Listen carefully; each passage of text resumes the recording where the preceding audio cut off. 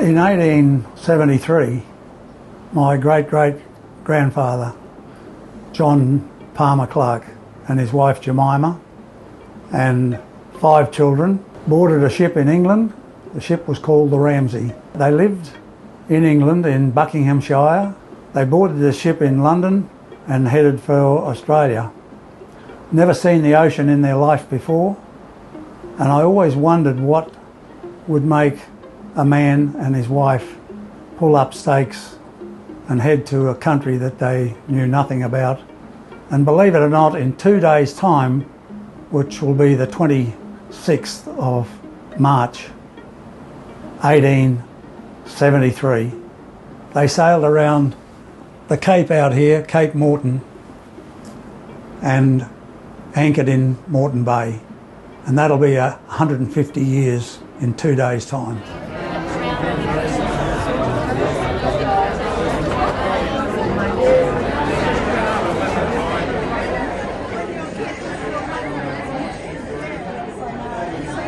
The old saying, you can choose your friends, but you can't choose your relations. To get the free passage to Australia for him and his family, he had to take the first job that was given or offered at Queen's Wharf in Brisbane, in the Brisbane River. A bloke by the name of John William Zillman met them there, and as John Palmer walked off the ship, he would have had his 15-year-old son alongside. Zillman probably looked at the two of them and said, well, there's 2 workers and I'll get them for the price of 1. He did. He took John Palmer Clarke to Upper Caboolture. After the 4 years, John Palmer Clarke left that property and went back down the road 3 mile to Eliza Creek, Upper Caboolture. And he took up 160 acres of land for himself. It was leasehold. He knew the rules. He put it into freehold by putting certain improvements on it, and after 4 years he owned it. He called that piece of land Thornhill, and you can go there today and that same piece of land is called Thornhill. So for me, that's a great feeling to be able to go to that property and feel the energy that it gives me and our family. The next part of the story for the Clarkes were John Palmer's children. William Jess Clarke, the son, the only son, moved up to Beerwar, which was then called Coochin. He took up a piece of land which was a leasehold. He put the improvements on and brought it to freehold. That land had quite a good stand of timber on it, and as the railway line was coming out of Caboolture heading north to Gympie, he decided that this was a way to make a reasonable living, and that was to cut that stand of timber down, clear the land and sell it to the railway. William Jess and Marion, they had 8 children. One of those was my grandfather, Evan Jess Clarke. He grew up at Clarke Road, and when he was about 21, he married Grace Jane Houghton. For a job, Grandad cleared scrub up on Mount Melham and Bald Knob. As a little hobby, he used to do a little bit of fishing in the passage, and that started around 1915. The hobby actually grew, and the scrub clearing slowed down. And in 1921, he came to Caloundra by boat. He rowed from Coochin Creek to Caloundra and bought 5 blocks of land in Maloja Avenue. In 1922, he gathered up his family. They came down to the mouth of Coochin and rowed their boat from Coochin to Caloundra, and that was the beginning of our history in Caloundra, if you want to put it that way. Grandad had given up the clearing scrub and falling of timber, and was then now a full-time fisherman. Fishing in the passage back in those days was only really what you could catch and sell in a day, so it wasn't really that good a living. He loved the lifestyle but wasn't earning him a lot of money. So in 1924 built the first iceworks north of Brisbane. This had an enormous effect on the town of Caloundra. If you can imagine, back in those days, people didn't really have the luxury of refrigeration or refrigerators. They kept their food in a meat safe which hung in the tree in the shade with the breeze blowing through it. So you can imagine food didn't last that long. But with the coming of ice, this opened the town up. So he supplied the town with ice. He supplied the guest houses with ice, which gave them the ability to have more guests and look after them for longer periods of time. But for him, the greatest thing was that he could catch more fish and earn more money by icing the fish down and taking it to Landsborough by vehicle and putting it on the train to the Metropolitan Market, fish market in Brisbane.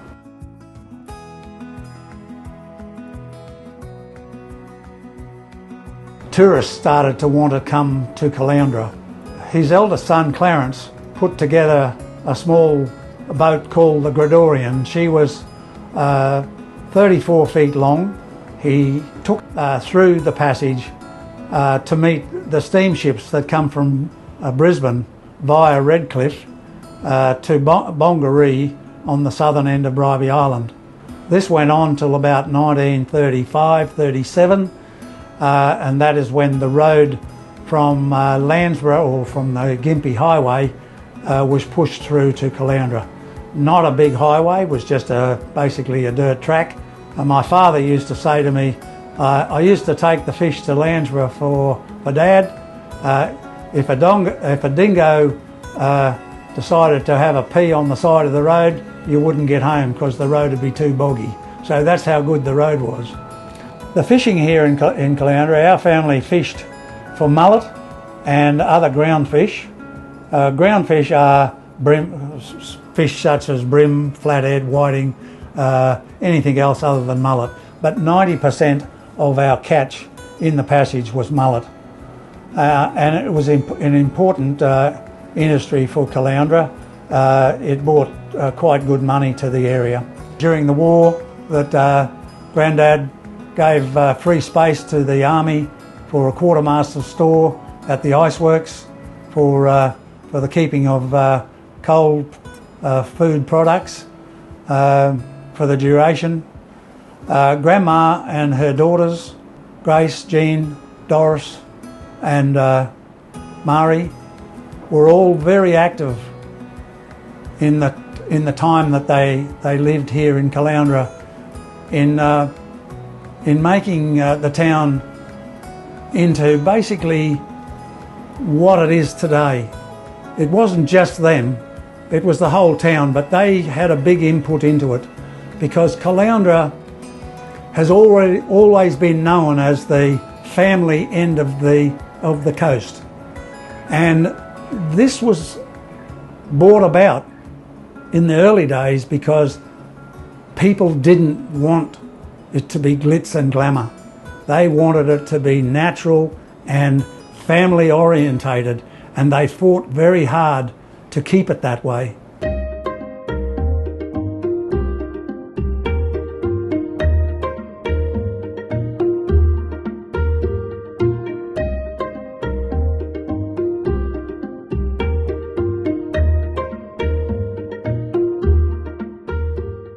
Dad was the oldest in the Clarke family, and we grew up on Maloya Avenue, no 1 Maloya Avenue, and he used to have the Gregorian, and it was anchored at our backyard, yes, or not anchored but tied up at our backyard because we had a wharf there, yes, and we were beside the iceworks. Yeah, we grew up there, and we used to spend our school holidays on the boat. Yes, and up the passage, and we used to dive off our wharf at the back and float down to these where the diving boards used to be, and Mum could call all the time. But we could hear her from up there to here, and but if Dad whistled, we went for home. But we had a lovely life here. But it used to be real good. There we used to go up to Bribey Township and meet the Cooper that used to come in from Brisbane to Bribey and then bring provisions and things like that down, and any people that wanted to come to Caloundra used to come down and on his boat and stay here. He had bees, and he had like a little railway in there. You used to put everything on this little bit and then bring it back to the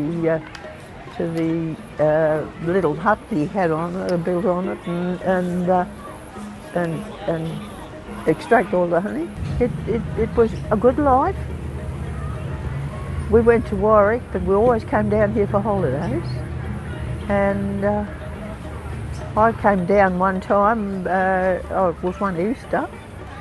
I was working in Brisbane, and I came up here and stayed with Auntie Jean, met my husband, and he came from Malula, and we were married the next year.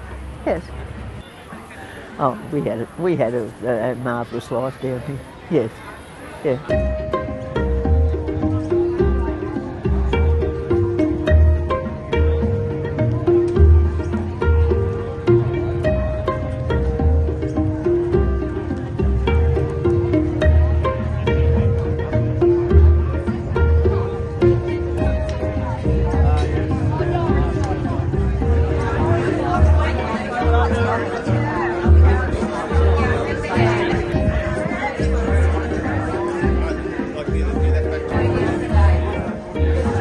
It's nice to see where you've come from as a family and how things have changed and evolved. Whenever we've come here, like we sort of started coming here bringing Dad, back to meet his family, and it was more about Dad. But like today, like our dad passed away a couple of years ago now, and so today it's like,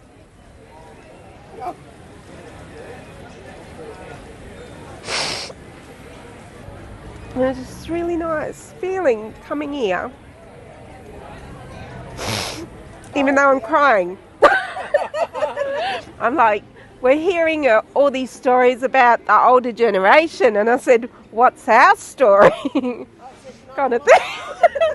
Because you always sort of think you don't do much, and like, because of the eras that they lived in, like what they did seem extraordinary to us, because I guess our lives are so easy. Whereas like they sailed across the sea to come here to an unknown land and, develop an area. Like when they come out to Caloundra, like according to the story, like, they come up the creek sort of thing, and, because there wasn't a road out here. And you sort of think, wow, that's amazing. Well, let's get into it then. Yeah, righto. Like the Clarkes had the iceworks there. They supplied a hell of a lot of places with ice, I just remember the factory and, going through the factory and, thinking it was pretty mind-boggling, and Uncle Lloyd's boat and, going fishing on his jetty. I think the big blocks of ice were pretty gobsmacking for a big little kid, seeing such big things of ice, We lived on Algympie Road, nearly to the corner of Algympie Road and Clarke's Road. There was 2 blocks of ground there that my grandmother bought for my father, who at the time was in prison camp in Changi. And she bought the 2 blocks of ground for him because she was getting his army pay while he was in prison. So that's where we were born and bred. Dad, Harry, was very good friends with Lloyd, and he used to come down and kind of help Lloyd and the boys bring in the mullet, and then if they ripped up all the nets and that, he'd take the nets home and do the stitching of them to repair them. So I can remember watching them at Moffat Beach, because you're sort of up high and you're looking down onto the beach, and it was fantastic to watch, you know, sort of how they manoeuvred around and the net, how it come out of the boat and around, and then they'd start hauling them in, you know, sort of like all by, basically they had an old Willys Jeep, red one, and as soon as you saw that on the beach you knew it was Uncle Lloyd, and then people would be so sort of like, wow, what are these blokes doing? Oh, right. So as the fish come in, they'd be tossing the, not like the mullet, that was their catch. Anything else they'd throw in the, you know, bin, and people would come past and, you know, do you sell these sort of thing? And yeah, we'd love to have fish, you know, so out they'd go. And as far as Dad was concerned, any colour was good as long as it was red. So trucks were red, boats were red, baskets were red, anything that could be painted red was painted red. So so I grew up liking red. Yeah, sometimes we didn't get on too well with the other family, the fishermen. The other fishing crews. Yeah, fishing crews and that, but there was a couple of quite a few things that happened to them.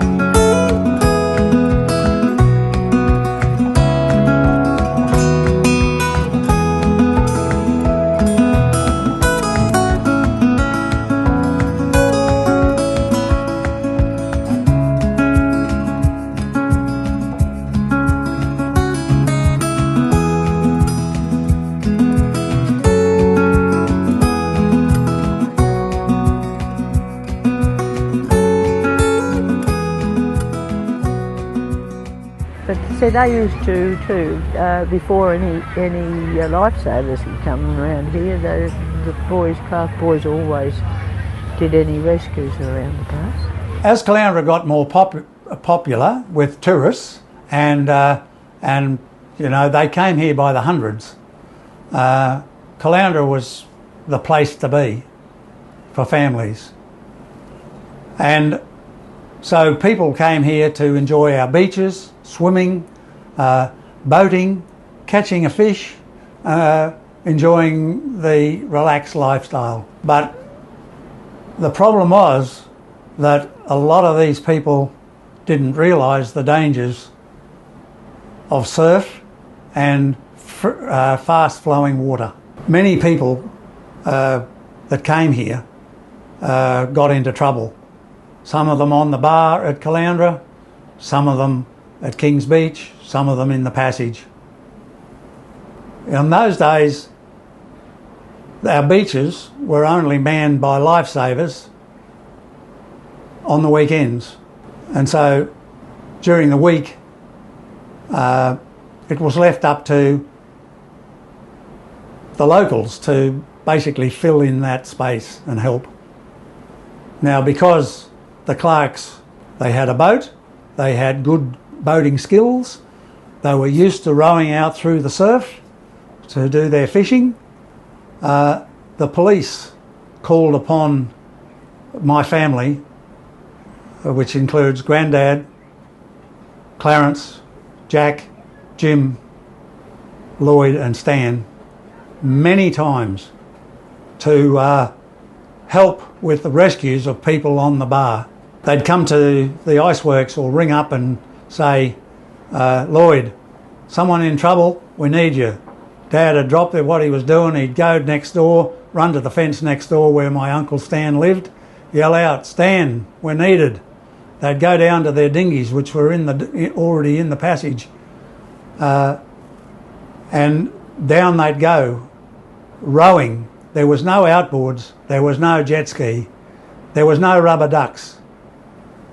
They rowed their 20-foot dinghy down from La Promenade area, was where they lived, to the bar, over the bar, and looking for people in trouble. Now, some of these people were washed out to sea, a mile and a half or so. They'd row out and pick them up. Some of them were still clinging to the boat, which was capsized in the breakers. Some of these rescues had happy endings, but sadly many didn't.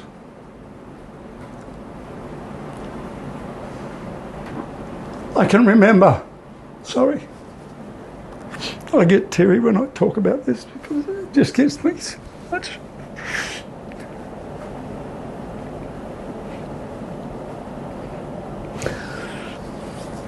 I can remember as a child, my father and Uncle Stan coming back to the jetty at the iceworks with 2, 3, 4 drowned persons in the bottom of the boat. Dad would say, get up the wharf, you're not seeing this.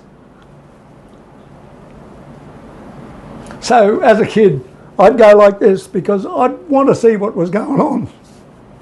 But these poor people had lost their lives. All of the Clarke boys, including Grandad, suffered with depression. There was no counselling back in those days. I've seen my father lay on the bed and cry like a little baby after he'd been and rescued a woman, or rescued a body of a woman and a small boy from the bar. The Clarkes have rescued over 100 people from those rescues.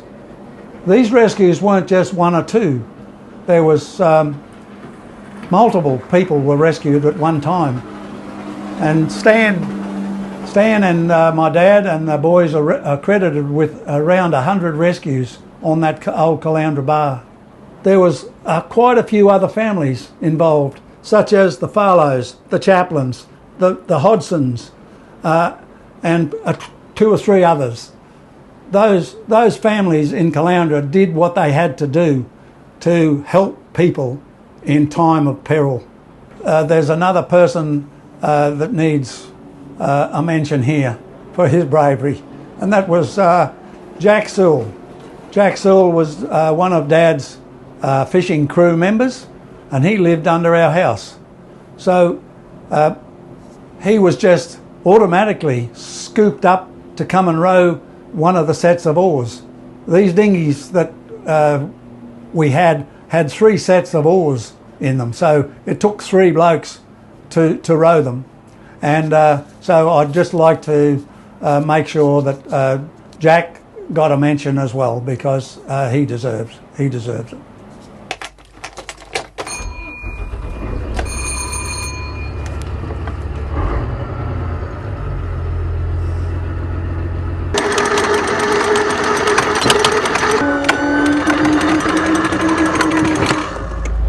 Another beautiful day on the passage.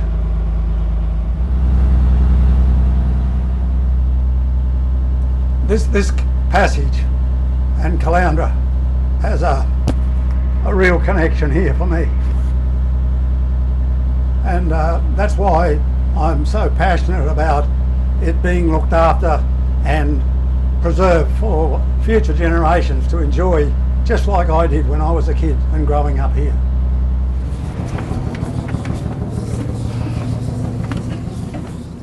I've seen three cyclones come to Caloundra in my lifetime, one in 54, one in 61, New Year's Eve, and 73 or 74. And on top of the big tide that was on at the time, and then you get the tidal surge on top of that, where we lived in Caloundra Avenue, we had around 12 to 1400 of water in our yard and Caloundra Avenue. This area here was not worried by that at all, simply because the bar was where it was at Bullcock Beach. But now that it's here, right in front of Golden Beach, it's a different story.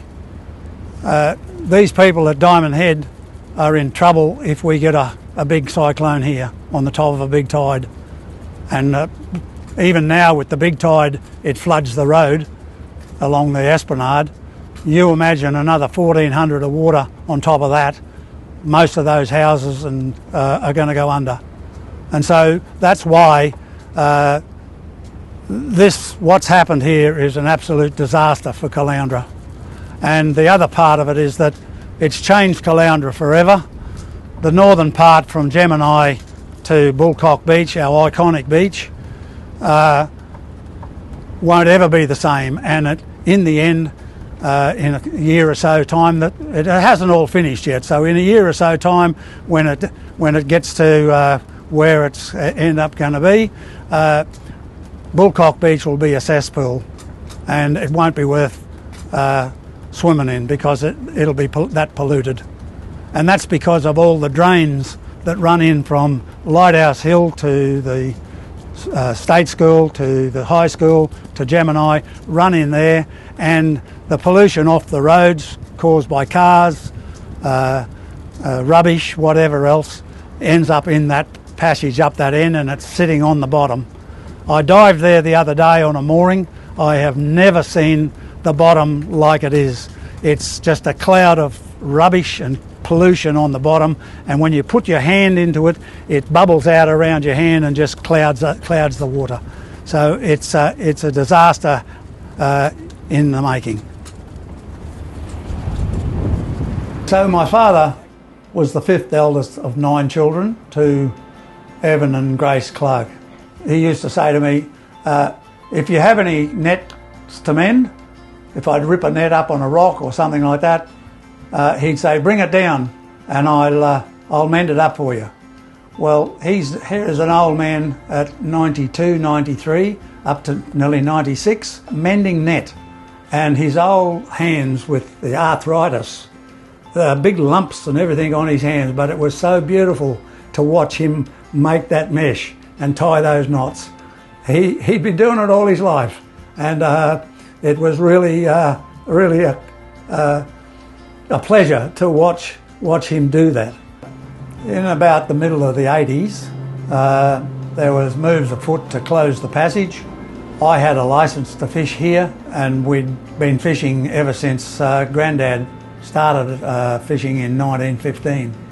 Continuously, our family had fished, and the passage has been very, very good to our family. So when the closure came and we were paid out by the Queensland government, it sort of put us at a bit of a loose end, you might say. In 07, I decided to finally give it away. So I said to my wife, I think it's time we went and had some fun. This boat that we're on today, I bought that in 97. I put 10 years into fixing it up, a lot of effort, but it's been worthwhile. In 07, when I retired, I got on this boat with my wife. We've been to Western Australia, we've been up into Torres Straits and to New Guinea. We've had a great life doing that and seen things that a lot of Australians have never seen and probably will never see. It's still good. It's home. And I've always thought it's home. It doesn't matter how far I travel, I come back to home, here. I've just always loved Caloundra. It's that feeling that it's in your heart, and it doesn't matter where you go in the whole wide world. This is home here. And it's there, it's just beating away, you know. Some people just move away and they just sort of forget where they were born and bred sort of thing, but not me. It's just, yeah.